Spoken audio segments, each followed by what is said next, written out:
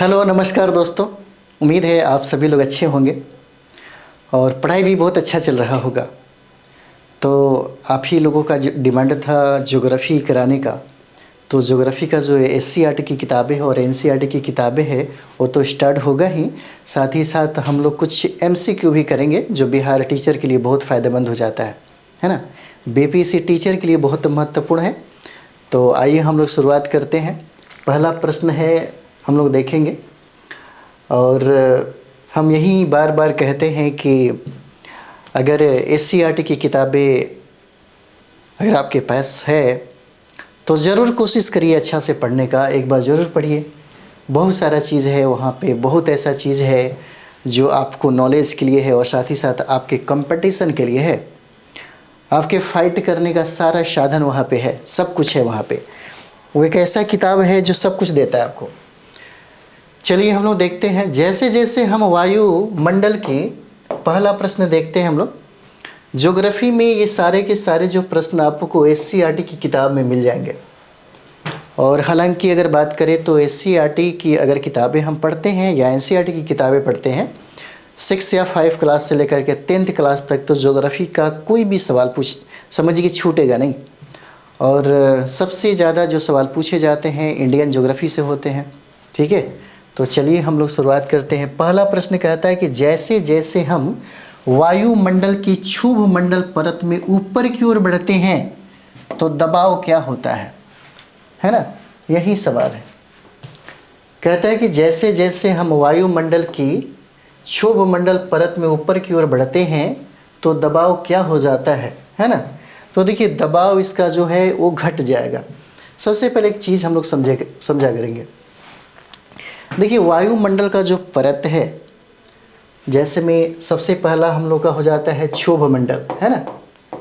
क्षोभ मंडल सबसे पहला हो जाएगा और क्षोभ मंडल के बाद जो परत है उसको हम लोग समताप मंडल कहते हैं, है ना। समताप मंडल कहते हैं। और उसके बाद एक और मंडल आता है जिसका नाम है मध्य मंडल, है ना। और मध्य मंडल के बाद जो आता है जिसको हम लोग वायुमंडल या आयन मंडल कहते हैं, है ना। आयन मंडल कहते हैं। और इसी आयन मंडल को थर्मोस्फीयर भी बोलते हैं, है ना। थर्मोस्फीयर भी बोलते हैं या कहें तो आयनोस्फीयर भी बोलते हैं, है ना। और ये वायुमंडल के बाद एक और मंडल आता है जिसको हम लोग बहिर्मंडल बोलते हैं, है ना। कहा जाता है कि क्षोभ मंडल में ही यानी कि जो भी जलवायु से संबंधित घटनाएं घटती है इसी क्षोभ मंडल में होता है। पूछा जाता है सवाल। और वायुयान चलाने के लिए सबसे बेहतर ये समताप मंडल इसके अनुकूल हो जाता है।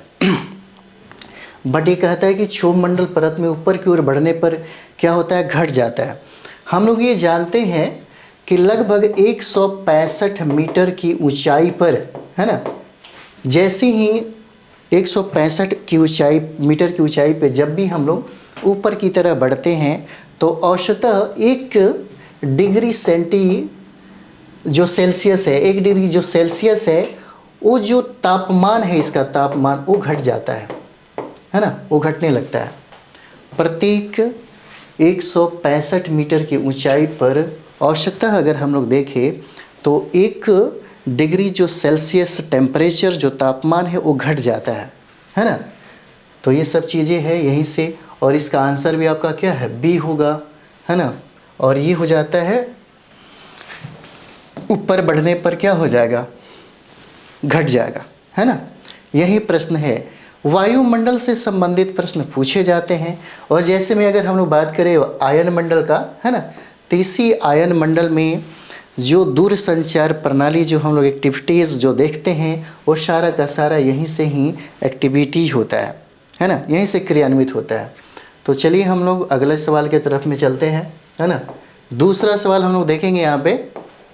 दूसरा सवाल देखिए, दूसरा सवाल कहता है कि वायुमंडल में नाइट्रोजन गैस की हिस्सेदारी कितनी है ना।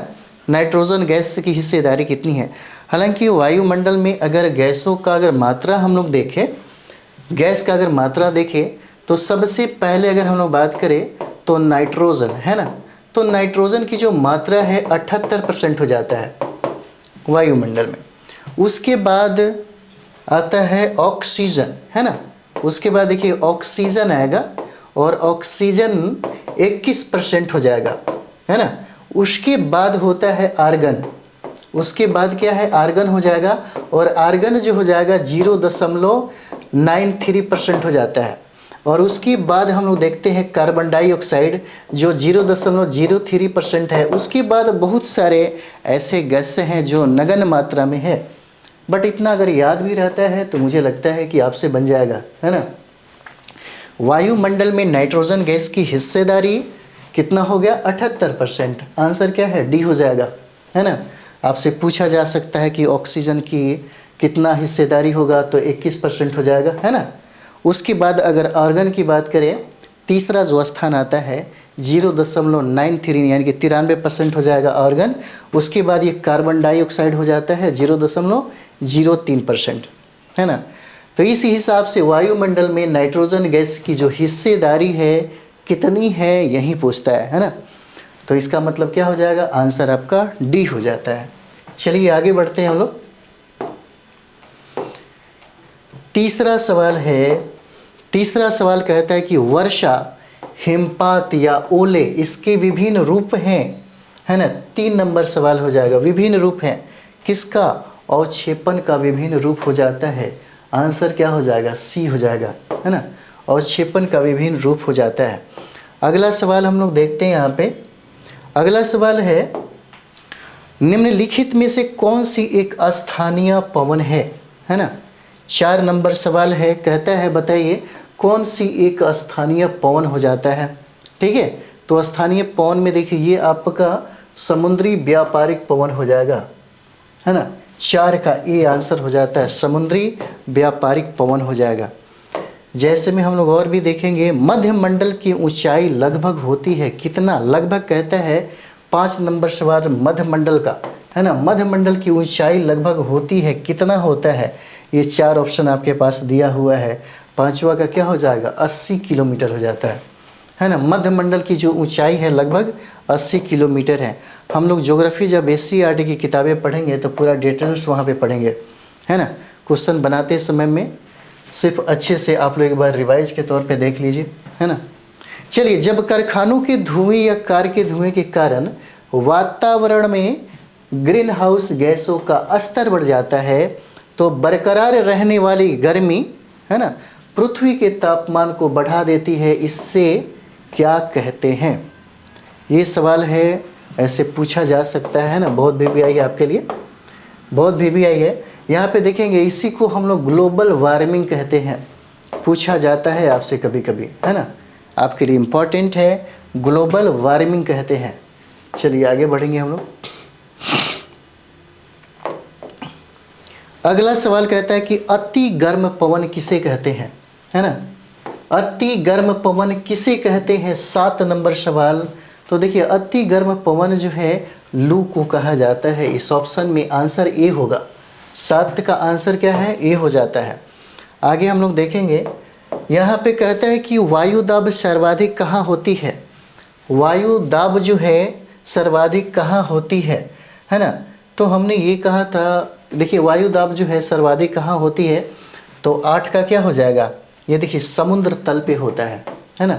समुद्र तल पे वायु दाब क्या है, सर्वाधिक होता है। और जैसे जैसे हम लोग ऊंचाई पे चले जाते हैं, बढ़ते जाते हैं, ऊंचाई बढ़ने के क्रम में क्या होता है, यह घटते जाता है ना। इसलिए कह रहा है कि सबसे ज़्यादा जो वायु दाब है कहाँ पे होगा, तो समुद्र तल पे ही होगा।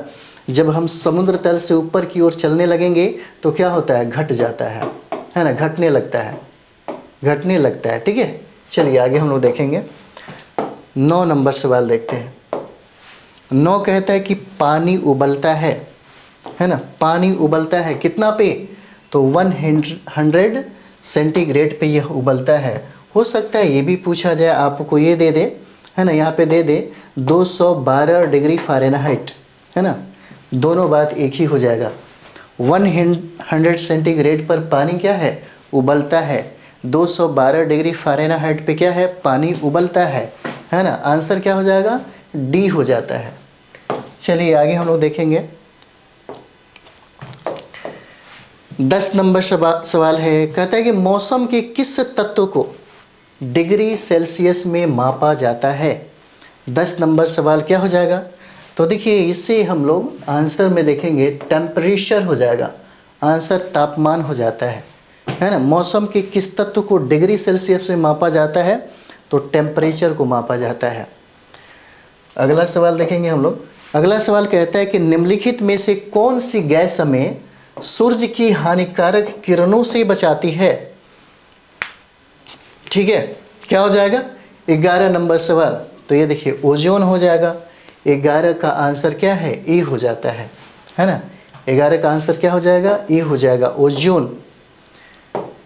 अगला सवाल है, कहता है कि क्षोभ मंडल की औसत ऊंचाई कितनी होती है? क्षोभ मंडल की जो औसत ऊंचाई है वह 13 किलोमीटर हो जाएगा। क्षोभ मंडल की औसत ऊंचाई कितनी होगी? 13 किलोमीटर हो जाएगा। 12 नंबर सवाल। चलिए आगे हम लोग बढ़ते हैं अगला सवाल की तरफ। 13 नंबर सवाल है आपका। 13 कहता है कि हरे पौधे अपना भोजन बनाने के लिए किस गैस का उपयोग करते हैं? 13 नंबर सवाल क्या हो जाता है? हरे पौधे अपना भोजन बनाने के लिए किस गैस का उपयोग करते हैं? तो ये हो जाता है कार्बन डाइऑक्साइड। आंसर आपका बी हो जाएगा, है ना। इसका आंसर क्या है? बी हो जाता है। 13 का आंसर बी हो जाएगा। चलिए आगे देखते हैं हम लोग। 14 नंबर सवाल है, पौधों और जानवरों के जीवित रहने के लिए, पौधों और जानवरों के जीवित रहने के लिए महत्वपूर्ण वस्तुएं क्या हैं? है ना। 14 नंबर सवाल क्या हो जाती हैं?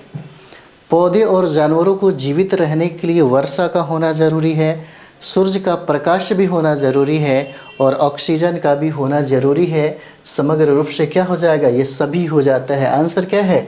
डी हो जाता है ना। आंसर क्या है? डी हो जाएगा। चलिए आगे हम लोग देखेंगे। अगला सवाल है 15, कार्बन डाइऑक्साइड की अधिक मात्रा के लिए जिम्मेदार कौन है? 15 नंबर सवाल ये इम्पोर्टेंट है आपके लिए, है ना। 15 इम्पोर्टेंट है। कहता है कि कार्बन डाइऑक्साइड की अधिक मात्रा के लिए कौन जिम्मेदार है? तो ग्लोबल वार्मिंग जिम्मेदार हो जाता है ना। आंसर आपका बी है, यह ग्लोबल वार्मिंग यही जिम्मेदार है।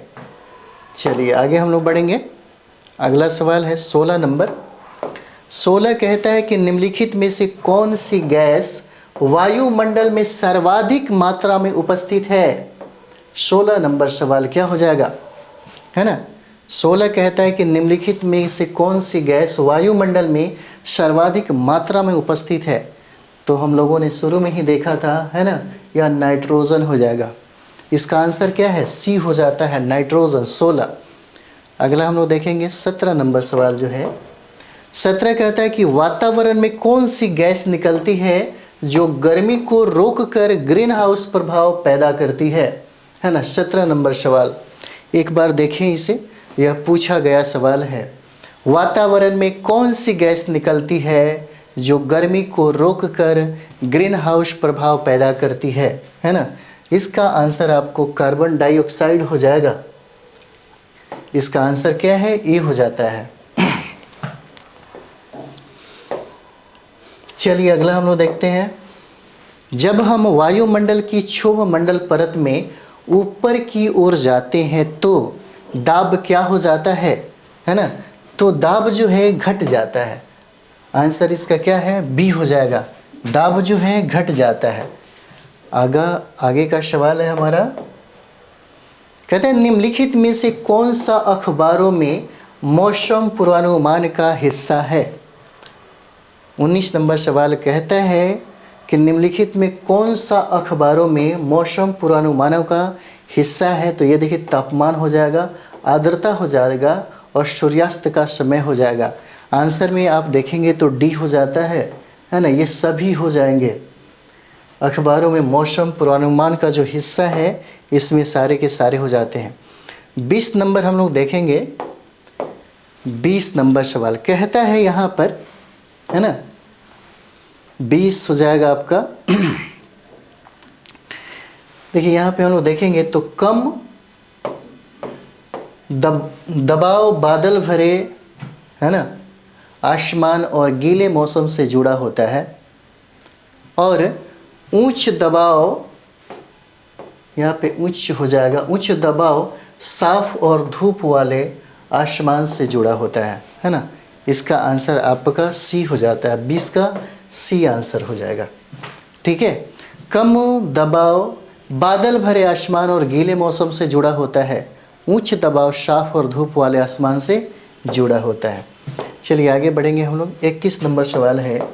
21 कहता है कि तापमान मापने की मानक इकाई क्या है। 21 नंबर क्या हो जाएगा, तापमान मापने की मानक जो इकाई है उसको हम लोग सेल्सियस कहते हैं, है ना। आंसर क्या है, डी हो जाता है 21 का। 21 का आंसर क्या है, डी हो जाएगा, सेल्सियस कहते हैं। चलिए आगे बढ़ेंगे हम लोग। अगला सवाल है कि ठंडी हवा गर्म हवा की तुलना में डॉट डॉट डॉट क्या होती है ना। तो ये देखिए, कहते हैं कि गर्मी हवा, ठंडी हवा गर्म हवा की तुलना में सघन और भारी होता है। ठीक है, 22 का क्या हो जाएगा, सी आंसर हो जाएगा, सघन और भारी होता है। ठंडी हवा गर्म हवा की तुलना में क्या होगा, सघन और भारी होगा। चलिए आगे देखेंगे हम लोग। 23 नंबर सवाल है। 23 कहता है कि डॉट करके दिया और कहता है कि वायुमंडल की घंटे दर घंटे दिन प्रतिदिन की स्थिति है क्या। 23 नंबर सवाल क्या हो जाएगा, ये देखिए मौसम जो है, मौसम यहाँ पे मौसम होगा, मौसम जो है वायुमंडल की घंटे दर घंटे दिन प्रतिदिन की स्थिति हो जाता है ना। आंसर 23 का हो जाएगा बी। चलिए अगला देखते हैं हम लोग। अगला हो जाएगा 24। 24 कहता है कि आकाश में उड़ने वाले जेट विमान अपने पीछे एक 24 नंबर सवाल क्या है, सफ़ेद निशान छोड़ते हैं, है ना। यहाँ पे सफ़ेद हो जाएगा, आंसर क्या है, सी हो जाता है। 24 का आंसर सी हो जाएगा। आकाश में उड़ने वाले जेट विमान अपने पीछे सफ़ेद निशान छोड़ते जाते हैं। अगला और अंतिम सवाल है इसका। इस तरीके से हम लोग बहुत सारे प्रश्न करने वाले हैं। जब पानी भूमि और विभिन्न जल निकायों से वाष्पित हो जाता है तो यह बन जाता है, क्या बन जाता है। जब पानी भूमि और विभिन्न जल निकायों से वाष्पित हो जाता है तो यह बन जाता है क्या, जलवाष्प बन जाता है ना, जलवाष्प बन जाता है। चलिए हम लोग अगले सेशन में इसके बाद हम लोग करेंगे, है ना। बहुत सारे ज्योग्राफी में अभी सवाल है और SCERT और NCERT की किताबें स्टार्ट होने वाली है ज्योग्राफी के लिए, पॉलिटी के लिए और अदर बहुत सारे सब्जेक्ट हैं उसके लिए। तो हम लोग मिलते हैं अगले वीडियो में। थैंक यू वेरी मच आप सभी लोगों को।